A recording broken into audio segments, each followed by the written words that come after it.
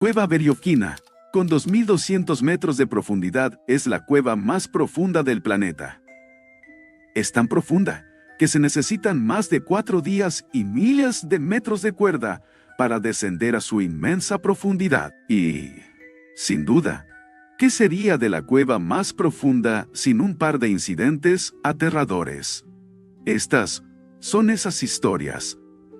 En la frontera entre Rusia y Georgia se encuentra una cordillera conocida como los Montes Cáucaso. Esta cordillera es notable por varias razones. En primer lugar, alberga el pico más alto de Europa, el Monte Elbrus, de 5.600 metros.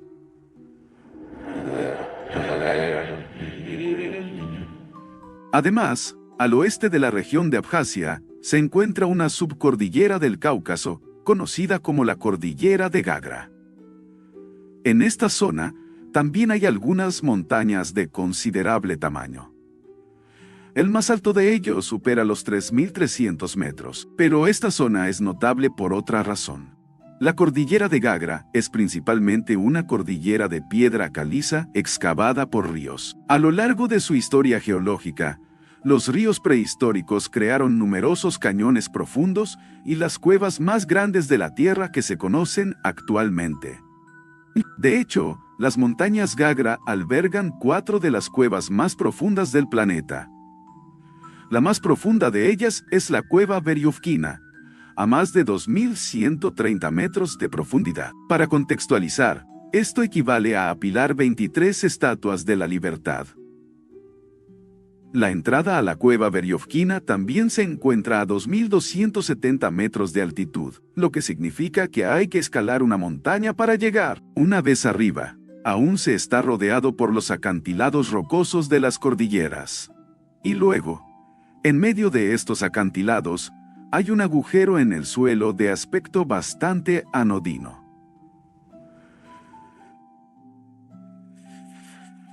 Es obvio que es la entrada a una cueva, pero nunca se esperaría que descendiera más de 1 milla bajo tierra. Cuando un grupo de espeleólogos descubrió la entrada en 1968, solo descendieron a una profundidad de 115 metros antes de volver a la superficie. En 1983, la cueva fue descubierta por segunda vez por un equipo independiente de espeleólogos del Club de Espeleología Perovo de Moscú. Durante los 3 años siguientes, una serie de expediciones ampliaron la profundidad hasta unos 425 metros.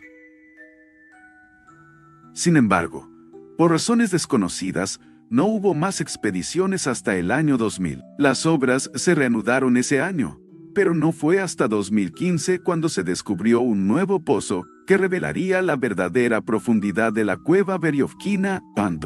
Para 2017, se había ampliado la profundidad máxima de la cueva de 425 metros a 2.200 metros y se habían cartografiado más de 17 kilómetros de túneles y pasadizos. Finalmente, en marzo de 2018, se descubrió el punto más profundo oficial de la cueva en el fondo de un lago subterráneo, donde la cueva se encuentra con el nivel freático, lo que le dio a la cueva Veriofkina una profundidad total de 2.212 metros, 7.257 pies. 6 meses después, en septiembre, el equipo de Perovo regresó para continuar explorando la cueva. Esta vez, se les unieron los fotógrafos Robbie Stone y Jeff Waite. Fue este mismo equipo de espeleólogos de renombre mundial del Club Perovo el que realizó todos los descensos fundamentales de Veriofkina y de otras cuevas profundas de la cordillera de Gagra, liderada por el líder del equipo, Pavel Demidov. Esta expedición regresaría al fondo de la cueva Veriofkina para recolectar muestras de algunas especies potencialmente desconocidas y explorar algunos de los prometedores pasajes horizontales en el fondo de la cueva. Todo ello, mientras Robbie y Jeff documentaban todo el proceso. Ahora bien, en una cueva común de profundidad moderada, donde se puede descender y ascender en un solo día, se necesitaría un buen equipo, ya que se necesita comida y material de escalada para cada miembro del equipo. En cuevas tan grandes como la de Veriofkina, el descenso se asemeja más a una expedición que esperarías ver al escalar una montaña alta. Si alguna vez has visto algo relacionado con el monte Everest, quizás hayas oído hablar del sistema de campamentos múltiples con pabellón. Estos campamentos se establecen cada vez más arriba en la montaña para almacenar comida y equipo, y para que los escaladores puedan dormir y alojarse. Entre escaladas de varios días en una montaña o en una cueva profunda, la cantidad de equipo se vuelve excesiva para transportarla de una sola vez. Hay que subir y bajar con antelación para transportar carga tras carga del equipo necesario y garantizar un intento seguro. Y la cueva Berezovkina no es la excepción. De hecho, debido a su profundidad, cuenta con un total de 6 campamentos a diferentes profundidades. De camino al fondo desde la entrada, los escaladores deben ponerse ropa especial, arneses y cascos con linternas frontales. Luego descienden por el primer pozo hacia la oscuridad y atraviesan una serie de estrechos túneles y pasadizos para llegar al primer campamento a 600 metros. Este campamento es un campamento permanente donde se almacena equipo y material durante todo el año para emergencias. Durante los 4 días siguientes, Robbie Jeff y el Club Prevo Spilio se dirigieron al campamento 6. A lo largo del descenso, a 2100 metros de altura, la temperatura estaba apenas unos grados por encima del punto de congelación. Se arrastraron por el lodo y el agua, en espacios increíblemente estrechos, y descendieron por pozos de 30 metros sobre el aire. Las cuerdas de miles de metros que usaron para el descenso fueron su único medio de transporte para entrar y salir. Finalmente, pusieron pie en el terreno llano, el campo Sandy 6, construido en un gran túnel horizontal. Este sería su hogar durante el resto de la expedición. Durante los 3 días siguientes, el equipo partió del campamento para completar todas las tareas previstas. Una de ellas era llevar a Robbie y Jeff al lago que se encuentra en el fondo. Al llegar, quedaron atónitos al ver esta hermosa agua turquesa, rodeada de piedra caliza negra, como el azabache. El lago mide 15 metros de largo, 7.6 metros de ancho y de hecho, 8.5 metros de profundidad. Si no fuera por las luces que trajeron, permanecería allí en completa oscuridad, sin ningún color. El 7º día, todo seguía según lo previsto. Ese día, 2 miembros del equipo tuvieron que salir temprano para tomar un vuelo de regreso a casa. Al llegar al campamento 3, 1 tonelada de agua entró en la cueva. Una gran tormenta en la superficie provocó una inundación que derramó miles de litros de agua. Dentro de estas cuevas, la comunicación inalámbrica es prácticamente imposible debido a las gruesas capas de roca. Por lo tanto, los espeleólogos deben tender una línea física a lo largo de toda la cueva para comunicarse. Los 2 miembros del equipo conectaron inmediatamente el cable para advertir a los demás sobre la inundación que se aproximaba. En el campamento 6, no se preocuparon demasiado al recibir la llamada. Las inundaciones son algo común que preocupa a los espeleólogos. 1 mililitro de lluvia equivale a 1 litro por metro cuadrado, lo que significa que 1 kilómetro cuadrado recibe 1000 litros de agua si cae tan solo 1 mililitro de lluvia. En caso de lluvia intensa, esa cifra es significativamente mayor. Toda esta agua se precipita en cuevas en volúmenes igualmente enormes y puede permanecer durante horas, dependiendo del volumen y la duración de la lluvia. Una vez más, no estaban tan preocupados cuando recibieron la llamada. El grupo Perovo es de primera categoría y su plan era monitorear el nivel del agua y planificar en consecuencia. El campamento 6 también se había instalado junto al pozo vertical principal, en lo que parecía una zona alejada del flujo de agua. También estaba a 6.900 pies, mientras que la profundidad total superaba los 7.200 pies. Para que el agua los alcanzara, tendría que llenar 300 pies de pasajes debajo de ellos. Aproximadamente media hora después de recibir la llamada, oyeron el primer sonido del agua acercándose. Comenzó como un leve estruendo, y poco a poco fue creciendo, como un tren que se acerca. Cuando estaba a punto de llegar al campamento, era tan fuerte que era casi ensordecedor. Toda la cueva tembló como si se produjera un terremoto constante. Robbie acababa de empezar a desayunar cuando el ruido empezó de verdad, y él y los demás salieron corriendo de sus tiendas para ver la tormenta que se aproximaba. Al dirigir las luces hacia el pozo vertical, una manguera de agua empezó a caer a cántaros. Robbie se quedó allí boquiabierto y casi dejó caer la comida que sostenía. Robbie, que no tenía tanta experiencia como el equipo Prevo, estaba muy preocupado por el volumen y la velocidad del agua que entraba. Pero, una vez más, el lugar donde se encontraban estaba completamente seco. Así que intentó mantener la calma como sus compañeros rusos. Unas 2 horas después de la inundación, sin señales de que remitiera, uno de los miembros del equipo notó un gorboteo proveniente de un pequeño agujero cerca de la tienda. Miró dentro del agujero y no vio agua, pero decidió avisarle al líder del equipo de todos modos. Pavel estuvo de acuerdo en que esto era un poco preocupante, así que decidieron ir a revisar un sifón cercano para ver cuánto había subido el nivel freático. Regresaron unos 5 minutos después y volvieron a mirar dentro del agujero. Esta vez, no solo vieron agua, sino que subía tan rápido que salpicaba contra las paredes y casi salía del agujero. El miembro del equipo volvió a mirar a Robbie, y Robbie vio que su rostro estaba completamente pálido. Inmediatamente, sabía que esto significaba que debían irse de inmediato. Con el sonido del agua, aún casi ensordecedor, se desató el caos en el campamento. Nadie esperaba irse ese día. Pero ahora todos corrían de un lado a otro empacando el equipo esencial. Robbie y Jeff se pusieron sus trajes de látex sobre su capa base de polar. Después, se pusieron sus chalecos y arneses de nylon resistentes a la abrasión. Robbie tomó entonces la difícil decisión de dejar todo su equipo fotográfico y sus pertenencias personales, literalmente decenas de miles de dólares en equipo. Sabía que no podía arriesgarse a que lo retrasaran, ya que podría costarle la vida o la de uno de sus compañeros.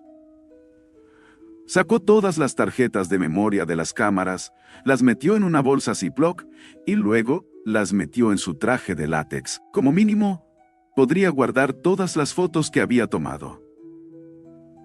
Dicho esto, les dijo a los demás que él y Jeff comenzarían el ascenso, y luego se dirigieron hacia el pozo vertical que salía del campamento 6, que se inundaba rápidamente. Esta sería su última interacción con los rusos.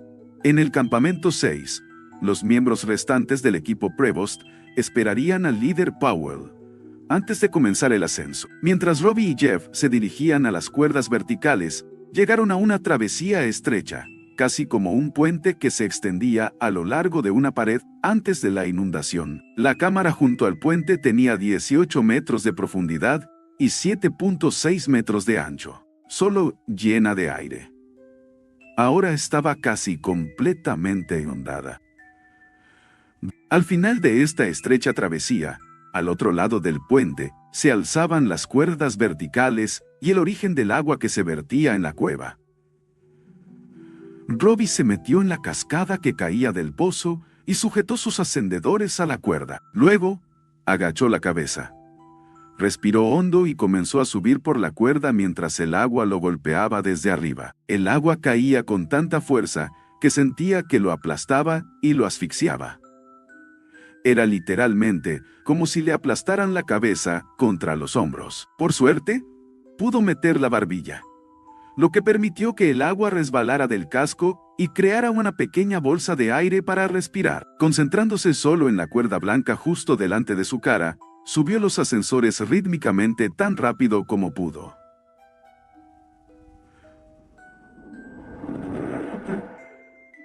Finalmente, llegó a una zona con un pequeño afloramiento donde podía subir y bajar de la cascada para mirar. Hacia arriba, vio que la cuerda salía de un agujero del tamaño de un hombro en las rocas. Pero este también era el origen del agua. De ese pequeño agujero salía una manguera de agua que parecía ocupar todo el espacio. Pensó que no habría manera de que pudiera soportar ese intenso aguacero. Al mismo tiempo, no podía detenerse. Él era el escalador líder. Todos los demás subían detrás de él, y era imposible saber cómo estaría el agua abajo. Tenía que intentarlo al menos. Al llegar al agujero, la fuerza del agua era tan fuerte que solo podía empujar sus ascendedores unos centímetros cada vez. Finalmente, logró pasar el estrecho agujero, y entonces se dio cuenta de que Jeff tendría que hacer lo mismo. No tenía ni idea de si Jeff lograría llegar, así que siguió subiendo lo más alto posible para esquivarlo. En su pánico, no se había dado cuenta de que esta nueva sección de la cueva estaba casi seca. El agua fluía por una ruta diferente a la del estrecho, así que estaba relativamente a salvo donde estaba. Pero, lleno de adrenalina, escalaba sin pensar por su vida, tan rápido y tan alto como podía. Finalmente se dio cuenta de lo que hacía cuando Jeff le gritó que bajara la velocidad. Reaccionando, se detuvo y esperó a que Jeff lo alcanzara antes de continuar. Cuando Jeff lo alcanzó, tenía la cara blanca y los ojos muy abiertos, pero exclamó que al menos estaban vivos. Los dos se preguntaron en silencio si podría decirse lo mismo del equipo de Perovo.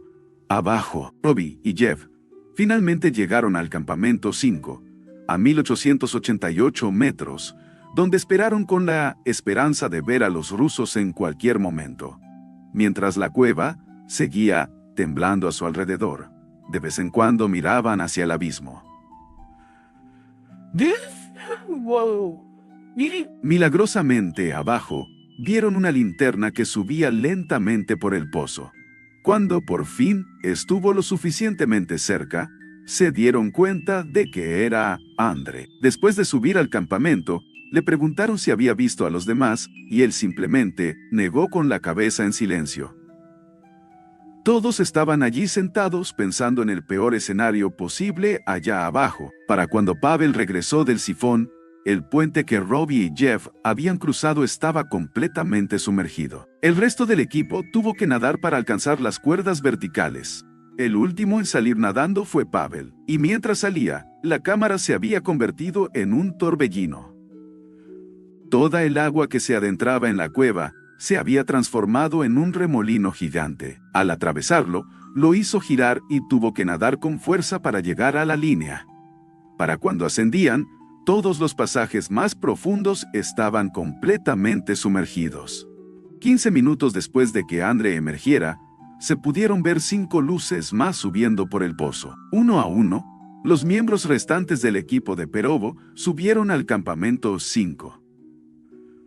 Robbie los vio ascender del pasaje inundado, y no podía creer lo fuertes y capaces que eran. Un miembro del equipo incluso llevaba una estufa y 4 sacos de dormir atados a su arnés. Pensó en lo contento que estaba de que él y Jeff hubieran salido primero. Si hubieran sido los últimos en subir, probablemente no habrían sobrevivido. Y cuando subieron al campamento, rápidamente estaban en la tienda, tomando café y riéndose de toda la experiencia. Robbie, en cambio, seguía completamente asustado. Durante horas se negó a quitarse el equipo y siguió mirando hacia el abismo para ver si el agua seguía subiendo. A 60 metros por encima de ellos, había un pasaje horizontal que debían atravesar para adentrarse más en la cueva. Normalmente ya está medio lleno de agua, y hay que atravesarlo a gas. Con la inundación, estaba completamente inundado. Mientras la inundación continuara, estaban atrapados y solo les quedaba esperar que el agua no siguiera subiendo. Pavel le aseguró a Robbie que esperarían hasta la mañana para que el agua se despejara. Y luego, durante las siguientes 16 horas en el campamento, el rugido del agua fue amainando poco a poco. La inundación duró un total de 20 horas, y fue el resultado de una semana de lluvia seguida de una sola tormenta severa. La semana de lluvia había saturado completamente el suelo. Así que para cuando llegó la tormenta, el agua inundaba implacablemente la cueva Veriovkina. Más tarde, un taxista les dijo que las gotas de lluvia de la tormenta eran del tamaño de monedas de 5 centavos. Esto fue De hecho, una buena experiencia de aprendizaje para el equipo. Anteriormente habían estado operando bajo la premisa de que la cueva solo se inundaba en invierno. Tras la expedición, se implementaron planes para mejorar el monitoreo de la superficie y detectar la lluvia. Se instaló otro campamento en las cámaras inferiores para proporcionar un punto de escape adicional en caso de inundación. Se habían explorado y cartografiado nuevos pasajes. Se habían muestreado especies de la cueva, y aunque el equipo fotográfico fue destruido, se conservaron todas las imágenes. Pero este no sería el último accidente ocurrido en la cueva Veriovkina. 2 años después, en noviembre de 2020, algunas personas que exploraban la zona notaron una cuerda fijada a la entrada de la cueva. Esto suele ser un grave error en el mundo de la espeleología, ya que cualquiera podría acceder a la cueva y potencialmente lastimarse o perderse si no está preparado. 8 meses después, el 4 de agosto de 2021, el mismo equipo de Parevo regresó para continuar su trabajo en la cueva Veriovkina. Descendieron a la cueva, como lo habían hecho 3 años antes. Pero entonces, a 400 metros, encontraron un par de crampones y un piolet. Esto no tenía sentido. Este equipo no pudo haber caído en la cueva sin más. Desde la entrada, no había caídas directas hasta donde se encontró. Esto significaba que alguien tuvo que haber entrado en la cueva y haberla excavado en sus profundidades. Continuaron adentrándose hasta el campamento permanente a 600 metros, luego al segundo campamento a 1070 metros y finalmente a 1190 metros. A mitad de camino de la cueva más profunda de la Tierra, encontraron el cuerpo en estado de descomposición de un hombre. Vestía un mono de camuflaje, botas de trekking y casco. Tenía 2 celulares y aún estaba atado a la cuerda que usó para descender a la cueva. A juzgar por el estado de descomposición, llevaba meses allí. Aunque no portaba identificación cuando lo encontraron, las autoridades pudieron identificarlo como Sergei Kosiev, de 37 años, utilizando una base de datos de personas desaparecidas.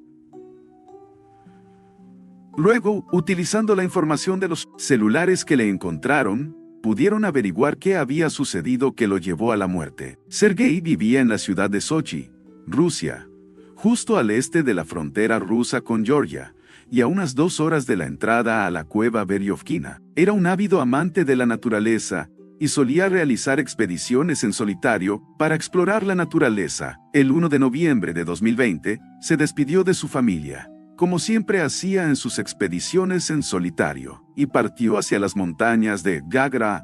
Tampoco les dijo a dónde iba, a pesar de que se dirigía a un lugar menos visitado que la Estación Espacial Internacional, Poto. Según los documentos y capturas de pantalla encontrados en su teléfono, parece que Sergei llevaba casi 1 año planeando este viaje. Había impreso mapas y materiales de las expediciones del equipo de Prevo, específicamente para descender a la cueva.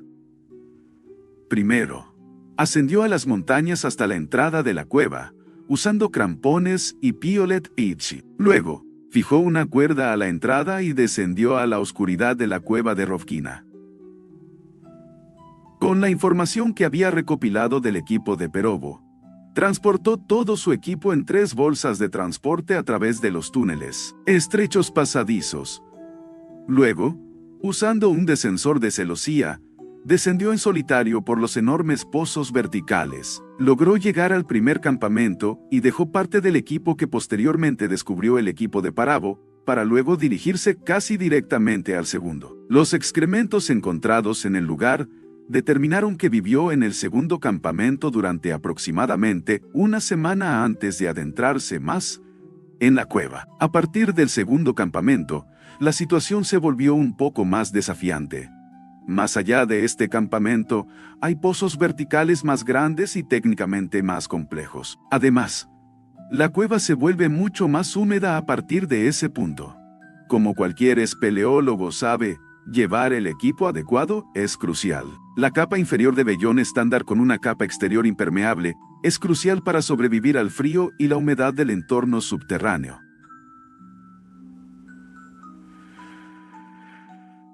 No se sabe con certeza qué sucedió en el último momento de Sergei, pero parece que se dio cuenta de que no podría seguir descendiendo por el agua con el equipo que tenía. En ese momento, habría intentado volver a subir por la cueva, pero como ya había descendido a una zona técnicamente difícil, no pudo salir. Sergei había traído ascendedores para las manos, pero no tenía estribos para los pies, lo que significaba que no tenía puntos de apoyo para ninguno de los largos pozos verticales. Debió de intentar una y otra vez salir de la cueva, pero entre el cansancio y el frío, finalmente se echó a dormir una última vez y no despertó. Tras encontrar su cuerpo, el equipo de Perovo volvió a la superficie y alertó a las autoridades. Debido a la dificultad de la cueva y a la profundidad a la que se encontró el cuerpo de Sergei, se necesitaría un equipo de más de 100 personas para recuperarlo. Además, es especialmente arriesgado estar en un espacio confinado como una cueva con un cuerpo en descomposición, ya que los gases emitidos durante el proceso de descomposición pueden acumularse y volverse tóxicos en niveles suficientes. A pesar de la cantidad de personas involucradas en el rescate, tuvieron que descuartizar a Sergei para sacarlo de la cueva. Tras su recuperación, su cuerpo fue finalmente devuelto a su esposa e hijos en Sochi. Por ahora, la cueva Borovkina es la más profunda de la Tierra, pero la Tierra es enorme, y las cuevas no son tan fáciles de ver como sus contrapartes montañosas. La cueva Borovkina fue coronada como la más profunda en 2018. Queda por ver si mantendrá su lugar como el más profundo de la Tierra. Hola a todos. Si llegaron hasta aquí, solo quería agradecerles por ver el vídeo. Si disfrutaste este video, te agradecería mucho que le dieras me gusta para ayudar al algoritmo de YouTube. Y una vez más, muchas gracias por ver el video y espero verte en el próximo.